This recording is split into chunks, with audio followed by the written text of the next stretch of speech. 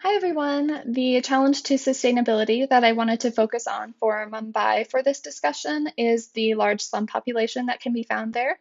I might have had a few good sources of information for this topic, namely the India Census website, the Slum Rehabilitation Authority website, which is kind of a division of the government of India. And then I found a documentary on YouTube that was produced by a company called Java Discover that kind of delves a little deeper into the slums there. I'll put a link for that documentary in a comment just in case any of you want to watch it. This issue relates to Sustainable Development Goals number 3, which is good health and well-being, number 4, which is quality education, and number 11, which is sustainable cities and communities. More specifically, it relates to the first target of the 11th Sustainable Development Goal, which is to ensure access for all to adequate, safe, and affordable housing and basic services, and upgrade slums by 2030. Currently, it is estimated by the Slum Rehabilitation Authority that over 50% of the population of Mumbai lives in slums. There's a really large slum called Dharavi, which is kind of like a mini city within Mumbai. The residents there have basically created their own economy. A lot of them have opened businesses. They all like they shop around there.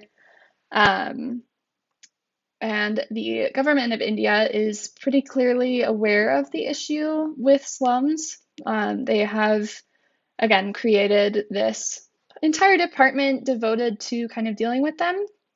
From what I can gather, though, it seems the department has essentially made it so that real estate developers who want to demolish and build over these slums have to provide free housing for the residents of the slums. There are a couple of issues with how it's being executed. It seems as though developers are not being held accountable for the quality of the housing they provide to previous slum residents. And slum residents only qualify for housing if they've been living in the slums for over 20 years, which is kind of resulting in the displacement of a lot of these residents to the outer city of Mumbai, where they're not being provided housing. They have no real way of making money or providing for their families. And developers are also not required to build schools or other services we expect in our communities for these displaced residents or the ones that they're rehousing, which is where we get into Sustainable Development Goal number 4, which is quality education. So my argument is that the government should be holding developers more accountable for the displacement of slum residents.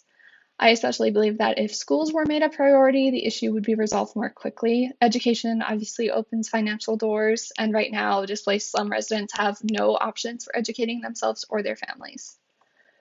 As far as tracking progress goes, the best way seems to be with the India census. It includes percentage of the population living in slums, as well as percentage of the population that is literate.